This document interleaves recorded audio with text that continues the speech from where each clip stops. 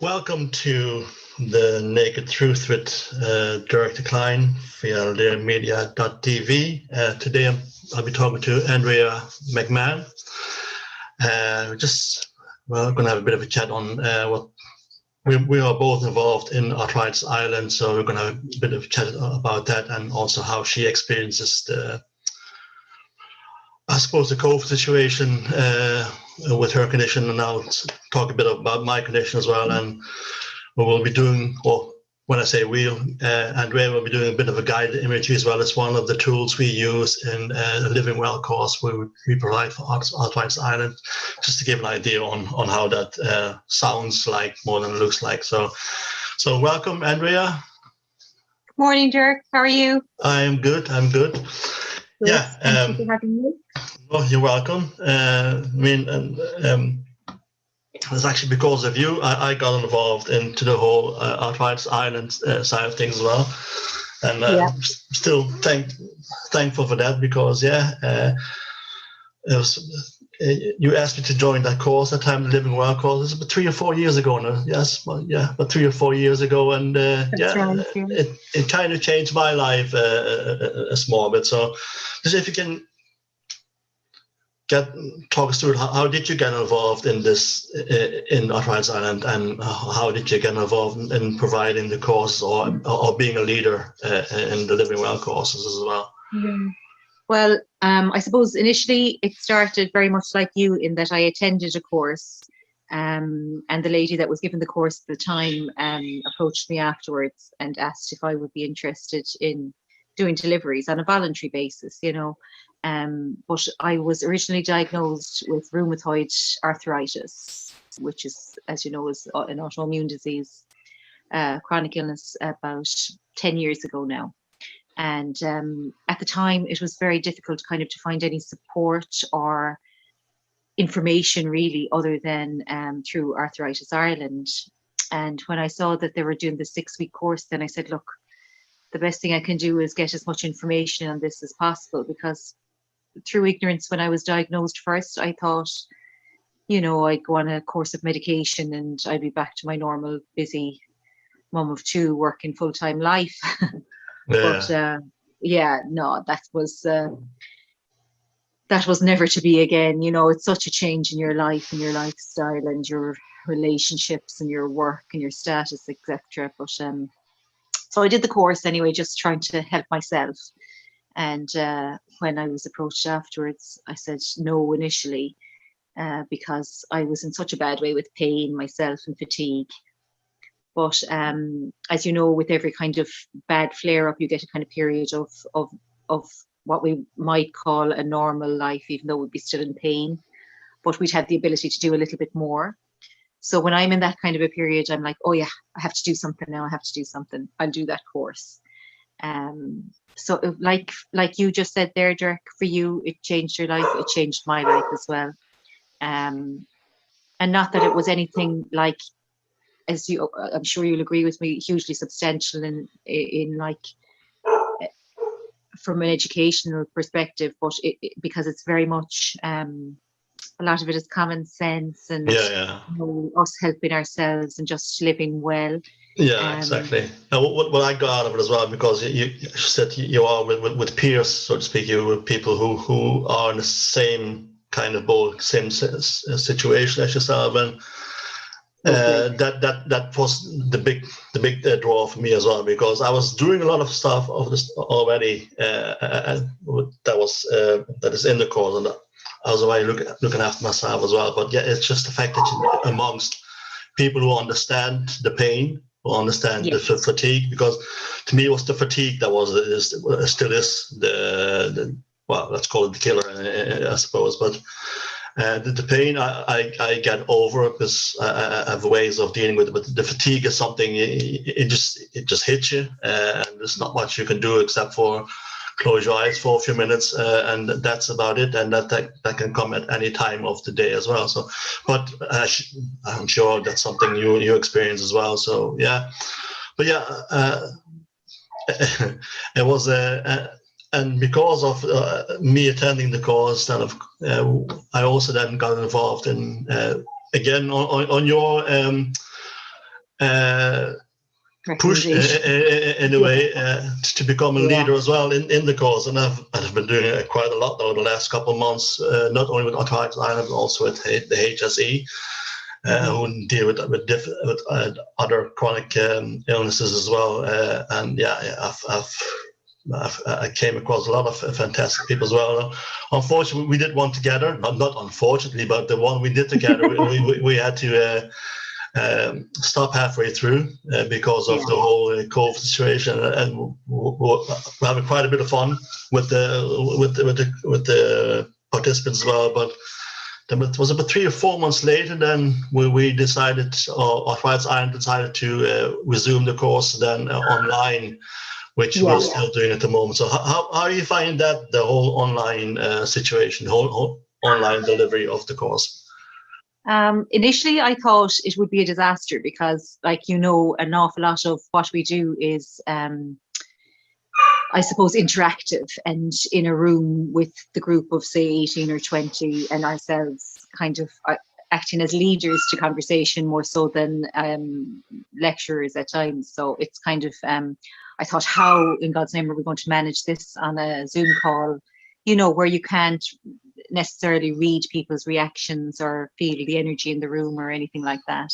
So I'm very surprised to find that lots more people were enabled to take part in the course, because like before, where we would be a nationwide kind of service, if people are living in say Clare, for instance, it's handy if they're around the Ennis area, but if they're in a really remote area of Clare, they're not going to be able to travel to a course, whereas this enabled them to do it online. And they were just so happy to be able to be part of it and be connected with people like you say, Dirk, who are going through the same or similar things that they could relate to. And I think they feel that they're helping, when they feel they're helping each other as well, they're contributing. So it became a different way of doing it, obviously, but just as beneficial, I feel.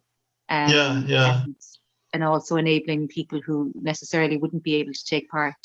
Yeah, exactly. I think in that regard, I think for some people it actually was more beneficial, because I've had people dialing in from a hospital bed because they weren't hospitalized but had to go for a checkup or had to stay overnight, and they could still participate in the course, which was the beauty of the online delivery of the course as well, I suppose. But you don't only have rheumatoid arthritis, though. You have also fibromyalgia. Excuse me. I have a different. I use words a lot, but sometimes I have issues pronouncing it properly. But I'm pretty sure you can do a better job than me. So if you just want to. No, that's all. That was perfect. Yeah. It's fibromyalgia, and I suppose in comparison to the rheumatoid arthritis, which is an autoimmune disease, this is, I suppose, a problem with the nervous system and how the brain reads signals of pain. So it's very debilitating. Like you say, with your pain, I can as well kind of manage my pain now with the help of my medication, and my disease modifying drugs are helping with that. And you can use, like we're going to use later, a distraction technique, or different methods of distracting yourself from your pain or the intensity of the pain. But it's the fatigue and the brain fog that come with fibromyalgia. This is what is very debilitating, because even though you're in pain constantly, you can't do anything really to help yourself if you're in that period of chronic fatigue other than rest. And even though you're trying to rest, it's a vicious circle, really. You're in pain when you lie for too long, or if you stand for too long, or if you exercise for too long, or so you have to find a really good balance. Yeah. And maybe on a good day, not try to not overdo it, because you're going to end up in your bed for nearly 2 days trying to get over it, you know. So that's why I sometimes go wrong when I feel a bit okay. I often push myself a bit extra, which I really shouldn't. But that's just the man I am, as I suppose. Yeah. But yeah, no. I think that's human. It's kind of human nature, isn't it, Dirk? When you're feeling it is. But and I think might be just a good thing to explain to people what an autoimmune system is. Well, an autoimmune is where your immune system fights you, more or less. They think there's infections there which there might not be, and they just set all these little soldiers to fight the infection which isn't there. That's in a nutshell, more or less, what an autoimmune system is. It's kind of working overtime for something that isn't really there. But the immune system says there's something wrong, and there's for a lot of them there's no reason, or they don't know why it happens, or it just happens. But there's no there's still a lot of research being done in all areas to figure out the reasons why these things happen. So yeah. But yeah, I think that there's kind of a genetic predisposition to it, but some kind of a trauma, like a physical or a mental trauma, if there was like a bereavement in the family, or even like a car accident, is what they think might have kicked off my autoimmune. And like you say, then the body starts attacking itself internally, and it's an invisible disease, the same as fibromyalgia. So you look fine on the outside, as you well know. It's kind of like you can be on a good day walking out for your walk, and people will say, God, you must be great, you're looking grand, and blah blah blah, because it's an invisible disease. There are no symptoms. If you have a broken arm, people can see it and relate to it, but internally, like, our bodies are attacking themselves, and that's the crux of it, really. And that's it. But that's one of the main things. Well, people see you walking, and even when was it last year or the year before, I went to the chemist, and he said, "Oh, you're looking great. Have you been on holidays?" I mean, I was looking great because I had some time, because I was out all the time, because I had to walk just to kind of have a distraction for the pain as well. So I mean, I suppose that's one of the benefits of it. So you have to move a bit more. It's what I often say is use it or lose it. And people, but this goes not for only people with an autoimmune system. I think it would be a benefit for everyone to exercise, to go for walks. It doesn't have to be anything fancy. Just go for a walk every once in a while. Especially in Limerick, we were blessed to have such a great city with lovely areas and lovely, of course, the Shannon there as well. Yeah. So yeah, but as you said, the distraction is probably the one way of using it. Myself, I stopped taking the medicines for a few weeks because of I was supposed to get a vaccine. But 2 weeks ago, hasn't happened yet, but I got a call yesterday anyhow to say that maybe probably next week I'll get one. So I'll give it another few days.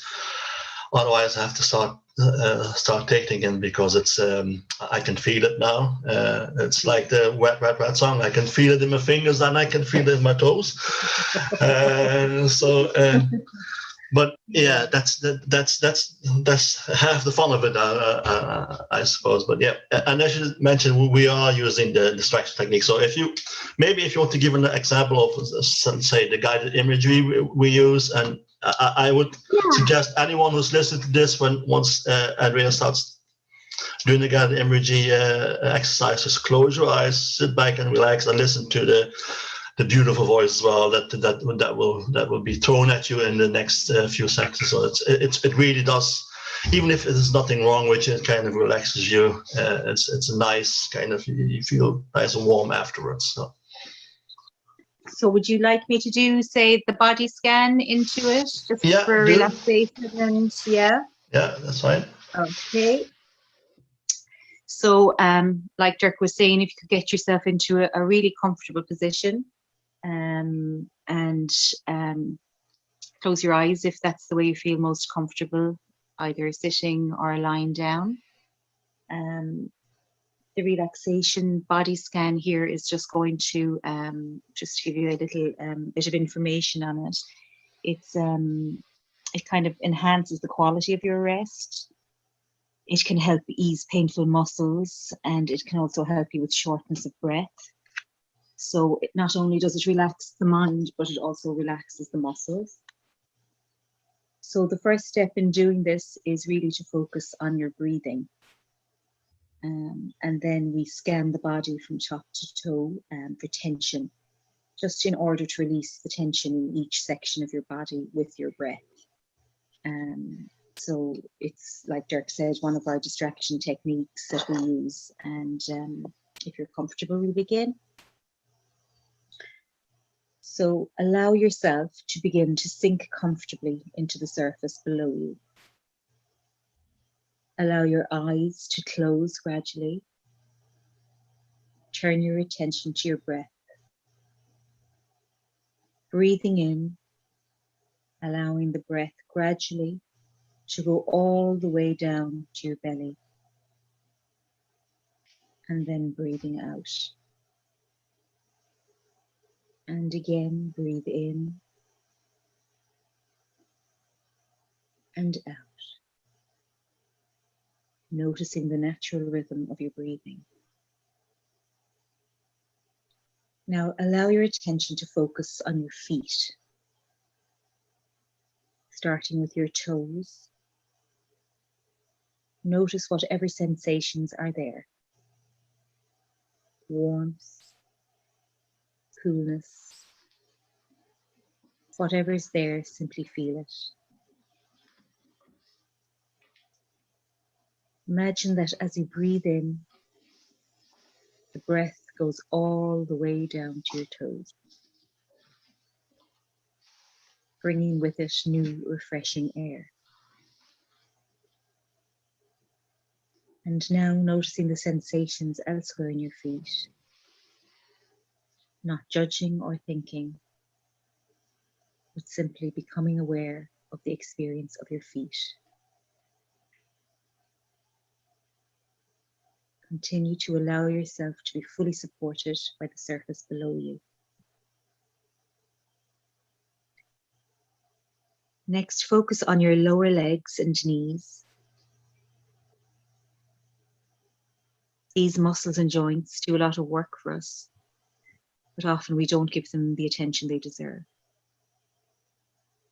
So now breathe down into the knees, calves, and ankles. Again, noticing whatever sensations appear. Simply stay with the sensations, breathing in new fresh air. And as you exhale, release the tension, the stress, and allow the muscles to relax and soften. Now move your attention to the muscles, bones, and joints of the thighs, buttocks, and hips. Breathing down into the upper legs. Again, noticing whatever sensation you experience. It may be warmth, coolness, heaviness, or lightness. You may become aware of the contact with the surface beneath you. You may be aware of the pulsing of your blood.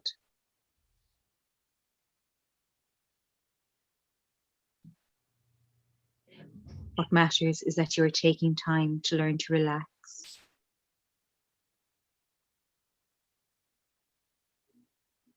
Deeper and deeper as you breathe in and breathe out.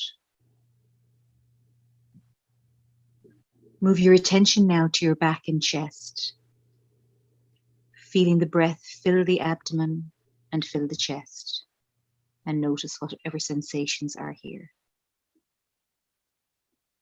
Try not to judge or think, but simply observe. Allow the fresh air to nourish the muscles, bones and joints as you breathe in. Exhaling any tension and stress. Now focus on the neck, shoulders, arms and hands. Inhaling down through the neck and shoulders, all the way to the fingertips. Not trying too hard to relax, but simply becoming aware of your experience.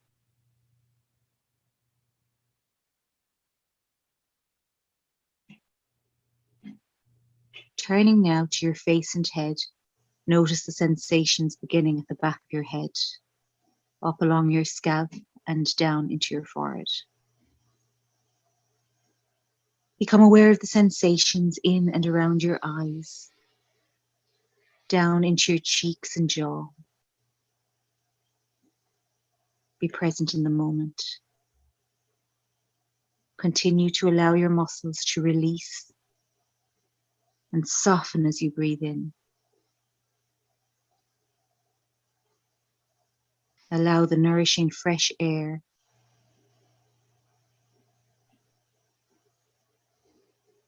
and release the tension and stress as the breath leaves your body. As you drink in fresh air, allow it to spread through your body, from the soles of your feet, all the way up through to the top of your head. Exhale any remaining stress and tension. Now take a few moments to enjoy the stillness as you breathe in and breathe out. Awake, relaxed and still. As the body scan comes to a close, you are now going back into the room, bringing with you whatever sensations of relaxation, comfort and peace.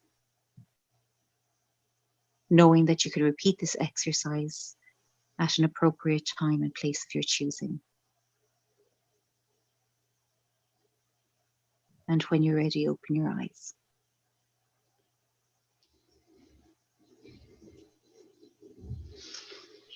Yeah, that's just, well, I didn't do it this time, but with the times I've done it, it does actually, it brings you into a different kind of level of being, I suppose, level of consciousness. Now, this is one of the techniques we teach, or we use in the course. I'll show you the book. It's Living a Healthy Life with Chronic Conditions, and that's it's given by the Arthritis Ireland, but also by the HSE. So if anyone who's interested in it or has any chronic illness, just contact either Arthritis Ireland or the HSE for information on it. It's a self-management course, so it's not talk about what medicines to use or how. It doesn't give any information on future treatments. It's just how to self-manage your condition, your illness, and in the best way, because you are the only person who knows how you feel. So that's why this came about. It was developed by Stanford University in California. So I often say that technically I've now have become a university lecturer in a way. So I wish, but it is very beneficial for anyone who has a chronic illness. Yeah, And some, yeah, I think it allows people to, because they have lost so much control over their own health and lifestyle, to give you back that little semblance of control. In helping you to learn how to I suppose, maintain a healthy lifestyle through exercise and food and distraction and all the other things that we teach.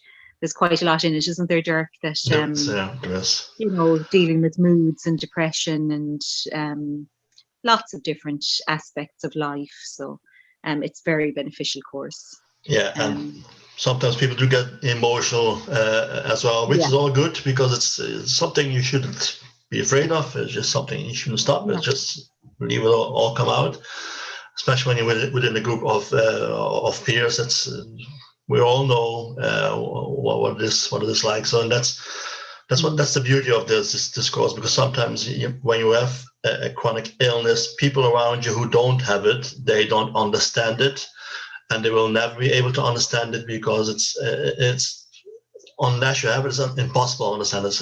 Especially when it comes to the fatigue bit. Pain, people can see. When I'm in pain, I kind of flinch a small bit, but fatigue is you're just tired, and you just have to sit down, lie down for a few minutes, and people might think, well, but you mean you're a healthy, strong man or a healthy, strong person, or why are you tired? I mean, it's only 3:00 in the afternoon. Why do you want to lie down? And for some reason, that's often the time for me. 3:00, I get the man with the hammer goes up. Time for you to lie down for a few minutes. So, but that what makes it a bit difficult for people who have an illness, a chronic illness, to go through to plan things far ahead. We can say, well, we can do this tomorrow or whatever, but you can't really plan anything too far ahead, because you just never know how you're going to feel from one day to the other. That's very difficult, isn't it, not to be able to make a commitment to somebody, you know, to even like I know now in COVID times we can't do it, but even to meet for lunch or for a work meeting. And that's why the majority can't work, because you feel you're letting people down. There's a huge kind of amount of guilt that comes with that, and, you know, making commitments and having to cancel because, like you say, you just can't put one foot in front of the other. Like chronic fatigue is so different to being tired. It's like your body goes into shutdown mode and you just literally have to shut down. Yeah. It's like your battery in your phone being on like 2%. Yeah. Where everything slows down, even your speech and your mobility, everything, you know. So it's a difficult one to explain, all right. But nobody sees the internal battle that's going on, you see. So that's where all the energy is going, isn't it? That's it. And actually, I did a blog there last week or 2 weeks ago, and I called them "My War with Rheumatoid Arthritis," because that's what it is. It is awards, and I know it's a war I probably won't be able to win in the foreseeable future, but at least there's battles I'm able to control or to win every once in a while. So, and that's how I approach this. But yeah, it's for some people it's easier, for some people it's a bit more difficult. But and we all just have to accept. Everyone is different. Yeah, everyone is different. Yeah. You know. But that's often you get the questions as well as a leader about how come that person has way less issues than I have, and you have to explain. Well, it's like a bespoke program you have to do for yourself all the time, really, because you can't compare yourself with others, because that person might just look great and feel great now today, but in a few months' time, they might just be gone altogether. They might not be able to move for weeks. So it's very hard to determine when there's a good time and when it's bad time, especially when you have the flare-ups as well, which you mentioned earlier. That's just the kicker. Like sometimes you think you have a whole day and you felt great, and then often with me is around usually about 10 o'clock, just before you go to bed, you get this little man saying, "Hang on, you had a great day, but I'm going to ruin it for you for a small bit for the nighttime. So I'm going to keep you awake with pain." So, but with these distraction techniques, that's still one way of getting over it. Yeah. Not all the time either, but these are some, because there's different techniques. You could listen to music, you read a book. Yeah. So, because we've heard lots of I think the majority of people that have attended our courses, for sure, Dirk, have said that the nighttime is the worst in relation to pain. But it's because when your body's at ease and at rest, you feel everything. You're not distracting yourself with tasks like you are during the day. And you can, like we've heard, bring yourself down a very dark road in the depths of night if you just lie there in pain. So this is where the distraction techniques definitely come into their own. And if they don't work, like you say, they won't work all the time. And, there's meditations, there's different guided imageries that'll bring you to kind of, I suppose, happy places like the beach or wooded areas or places where people find peace in nature. But that won't all necessarily work all the time either. And you may, rather than just lie there in pain, get up and do a little task that needs to be done that you won't have to do the following morning. It might tire you out again and distract you a little bit to allow you to sleep again for another while. But it's to allow yourself to catch up during the day with the sleep if at all possible, and not feel guilty about it, because the body has to rest and restore. And we're not like everybody else that you get up in the morning, go to bed at night and don't need that rest in between. You do, and you have to accept it. Yeah, you have to accept it. Especially when you had a flare up as well. I mean, the one thing I did stop doing those hoovering in the middle of the night. My family doesn't like that. I think that'll go down too well. Trying to be helpful, just you can't win. But But I was putting on my Queen album and dancing around the living room. So the neighbours weren't too impressed. Yeah, I mean, this is, you just can't win. But no, but but how do you feel now with the whole COVID situation? Actually, I have to say this. I was a bit surprised because I saw pictures of you in Doonbeg. I think, how is that possible? But I forget you actually live in Clare. I'm over the border. So you live in Clare and you can travel the whole country of Clare. Which is kind of strange as well, because we're walking distance away from each other. It's just you're on the other side of the bridge, and then But I mean, I hope you enjoyed it, by the way, because it looked like it was a gorgeous day yesterday. So. It was heaven. I actually cried below because it has been a year and a half, and I would be down there nearly every week on this specific beach that I go to, just for peace and just to take that time out from everything. And I haven't been there in over a year and a half, and there wasn't a sinner there. It was just beautiful. You saw the day that was there weather-wise. Sky was blue. The water was clear. It was just fantastic. Now, I didn't last long because I knew I had, the drive takes a lot out of me as well. So I knew I'd have to get back. But, with COVID, it's just been, in one way, I suppose, as a person living with a chronic illness, and I don't know, will you agree with this, we're very used to kind of isolation and being at home, and that in that respect, that didn't affect me too much.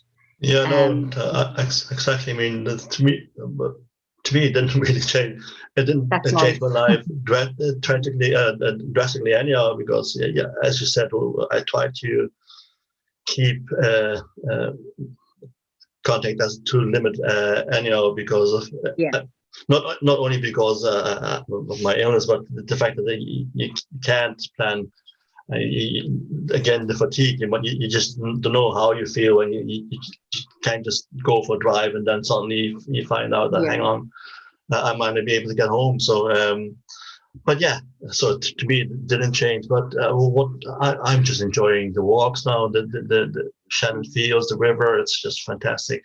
Well, I mean, you're not too far away from me, so it's where we live is just ideal. With walking distance from town, and then around the corner I have the Shannon and Shannon Fields, a lovely, beautiful park there as well, and they have the exercise machines as well, which you can use, the fitness equipment. So it's just great. It's like I couldn't ask for a better place to live. Maybe small bit more sunshine, better, more sunshine, a bit more warmth every once in a while. But I suppose that we'll have to check with Matt Aaron if they can arrange something there themselves. But we can't have it all. No, but myself. The only thing that I found any kind of different is that I suppose waiting times now because of COVID with trying to see medical practitioners is longer. So your lists are longer and your times are put out if you're not on a private consultation list. Yeah. But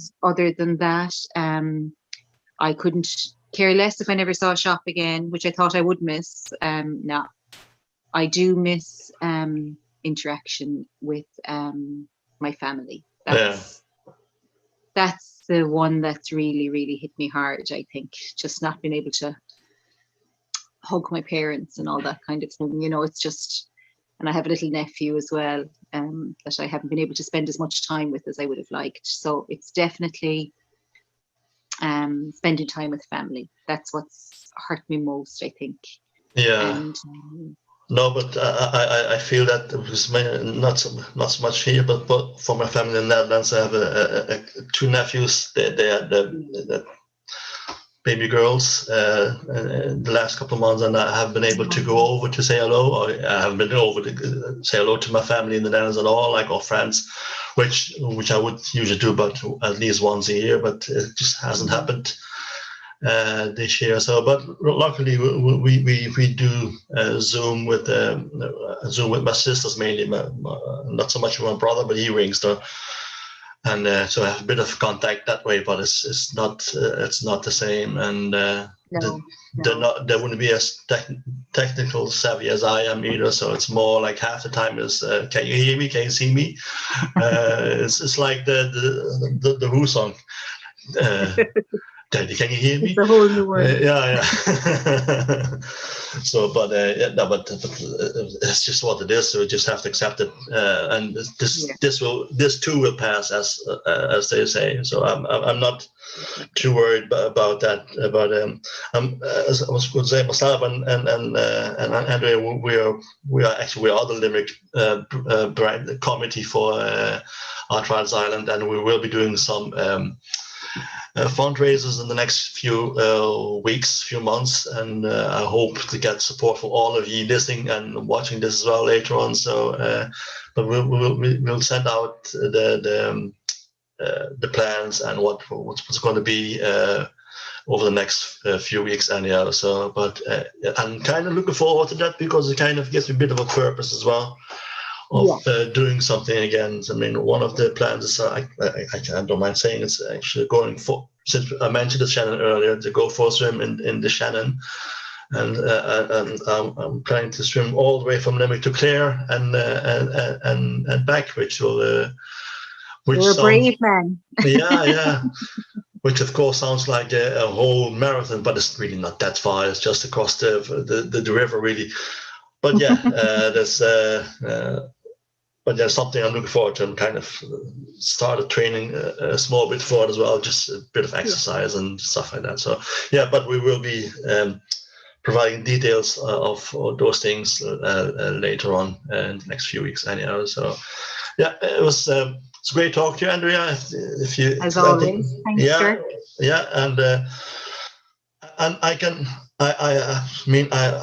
I don't even have to feel guilty saying this, but Andrea comes from a beautiful family. I won't even get in trouble for that because I am married to her cousin. So I mean, I'm only reaffirming the things that is there anyhow. So, but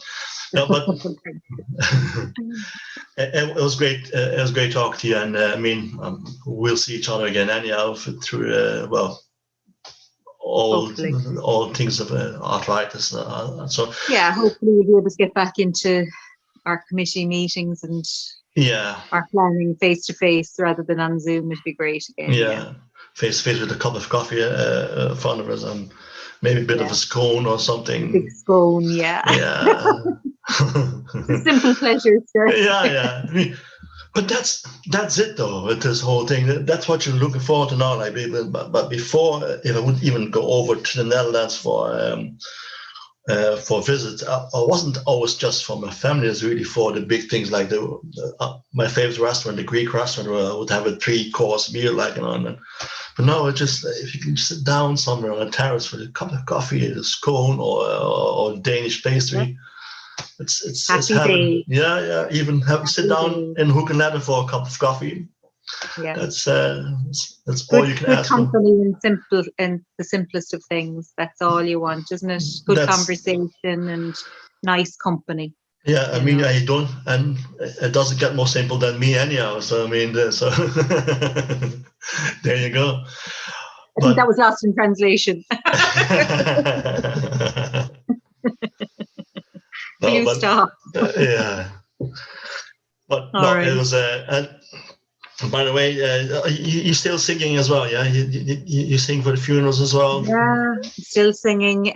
That for me now is kind of you love music yourself, so you know how much of a therapy it is. So Yeah, um, I suppose unfortunately at the moment, because of the funeral situation, it's very, very difficult for people to bury and mourn their dead. So there's only 10 people allowed into church to participate in funerals. So I sing at those funerals then just to kind of help them, I suppose, process and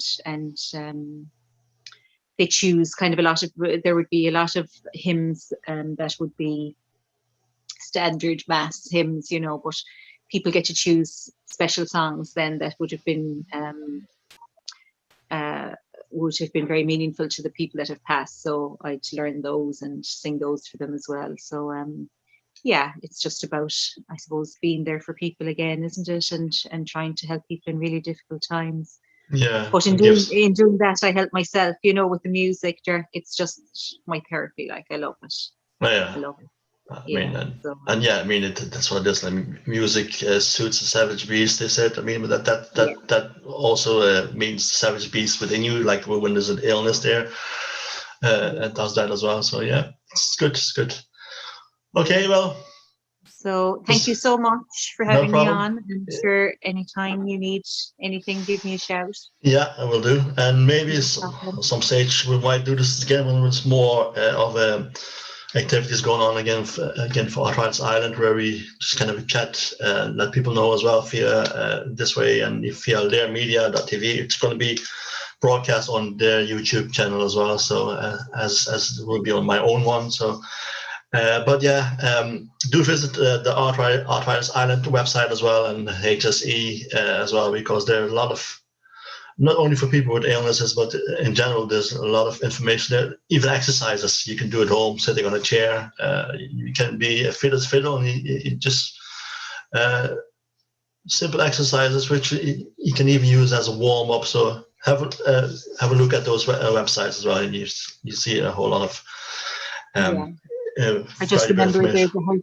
the helpline number as well is there on the website. There are Yeah. volunteers actually at the other end of the phone, people that um, are people that are living with chronic illness as well themselves, that are there to help you in every respect. And that the details for the helpline number on the website as well, aren't they, Dirk? Yeah, they are.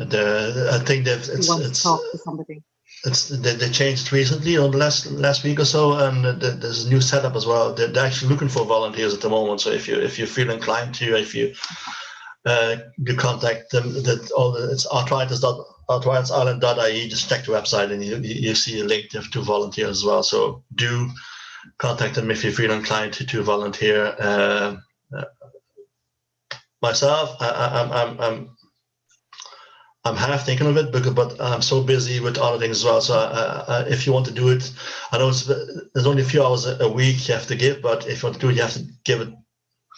You have to be committed fully to it. And I'm involved with a few things, also with the Living Well courses, which is still going on because I have a bit of a break now. But the next few weeks they'll be picking up again for me as well. So, and I tend to say, well, okay, I'll do volunteering for these weeks and then I'll stop again for a while. So you have to be, if you do it properly and be committed to it as well. That's why I haven't said yes or no to it yet. So I'm still kind of in two minds. But yeah, it is.